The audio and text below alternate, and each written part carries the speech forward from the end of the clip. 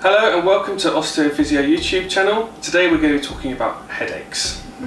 So we're going to be covering the top headaches that we see in clinic, throwing in a couple of different conditions that we see as well that we would often send for referral. So number one, cervicogenic headaches. We spoke about this in our last video when we looked at what could be causing my neck pain. And so the reason why cervicogenic headaches are so key is if we're locking up any of the facet joints into the neck or the joints all the way down here, what happens is they have very, very specific patterns. They can either give that localized pain like we spoke about in the last video, but if it gets very limited, very restricted and everything gets quite guarded, it also has a unilateral, so one-sided capsular pattern of a headache that can come right up over the eye. And that's what we see quite a lot in clinic, is people saying that it's right here as well as a little bit into the neck as well. Sometimes they feel like digging in underneath the suboccipital muscles, underneath the back of the skull, that can help either trigger it or sometimes relieve it a little bit as well. Exactly. So that you know that it's coming from the neck. And so what we would look at obviously is positional, so seeing if we can move it into a position that triggers the headache, feeling up into each of the facet joints of the neck, and then our aim of treatment would be to kind of soften through, get it moving, obviously any adjustments if relevant for that person, and just take the pressure off so it's not referring up into the head. Yeah, and quite often with treatment they go away pretty quickly, don't they? Yeah. Yeah. More often than not, they resolve quite swiftly. Instant release. And then one that's also associated with this as well, I don't know if you want to talk about it, is the tension type headaches.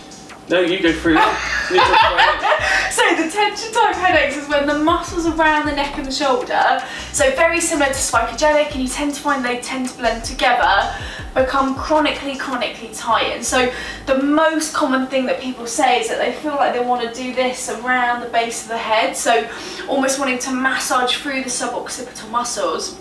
And I know you touched upon this on other videos where people are dropping more. What happens from the mechanics is when we're dropping, the suboccipital muscles contract to keep the eyes level. So if we're constantly slumping in that modern day posture, they contract, and then that almost causes like a vice-like pain around the head, triggering, quite similar pattern of headache. And that's it, they're quite often, you get it like a band going all the way around the head, sometimes over the top of the head. You see people also rubbing around the front with the temporal muscles and so on and so on. Stress as well is a massive factor in this type of headache.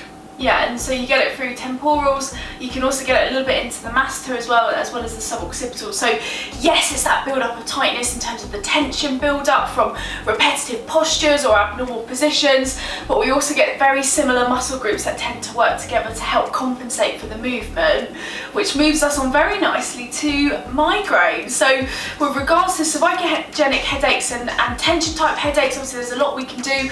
Migraines, it's a little bit more complex, would you say? Absolutely, yeah. Because migraines they've got loads of different factors, and from hormones, from diet. Most people who have migraines know their triggers. Yeah.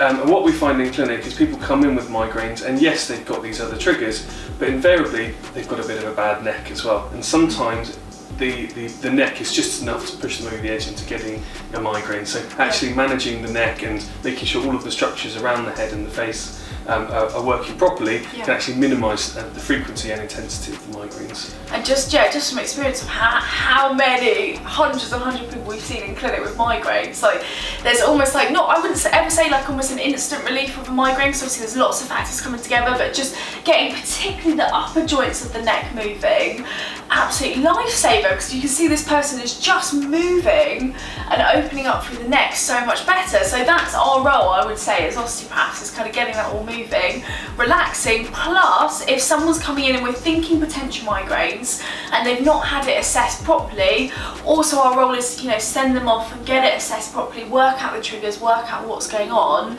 so that we can cover all bases. And then I would say as well, sinusitis. Yeah, it can also be a trigger of the migraines and the tension type headaches as well, or a thing on its own, and it's people get it they know they've got it.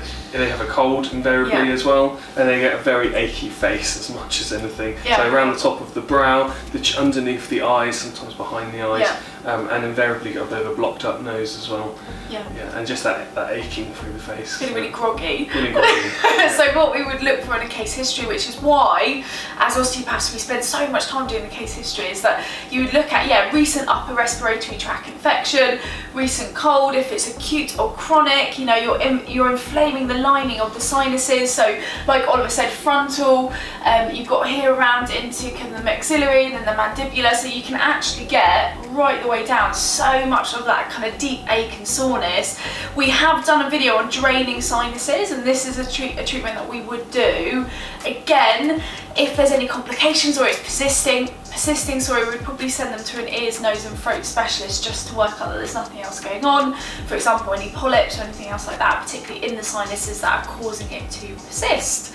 And then one more, finally, I would say TMJ. Yes, so temporal mandibular joint, which is the joint of the jaw. You've got two. They work very closely together. They have to work together, and so it's quite a complicated structure because both have to open and close at the same time. Yeah.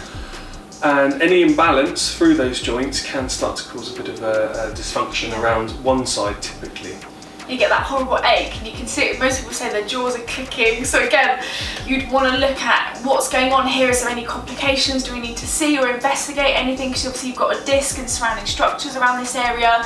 It can be quite complex when pain comes on. What we're most likely to see, and what we're seeing a lot recently, is anybody who suffers with bruxism, so really biting down with the teeth, and we've seen that with lots of elevated stress levels. People are very tense at the moment because of all the lockdowns and everything, and it's manifesting while they're sleeping and they're waking up with these types of issues. Yeah. So and sometimes a mouth guard can help that if that is a really bad thing, but worth seeing your doctor if that is the case. And just to bring it all together, it's never always that clear cut. Sometimes you get a bit of sinusitis, bit of TMJ, bit of neck, bit of suboccipital. So it isn't just black and white of everything going on. Yeah. And as osteopaths, it's quite nice to look from the feet up. Really, sometimes if someone's got a bad knee, it can cause a little bit of a limp, a little bit of a dysfunction and twist through the lumbar spine, and eventually that will manifest up into the neck and the jaw as well. So we like to look at the whole body, the whole individual, and try and get to the cause of it. Exactly. Fab. Great.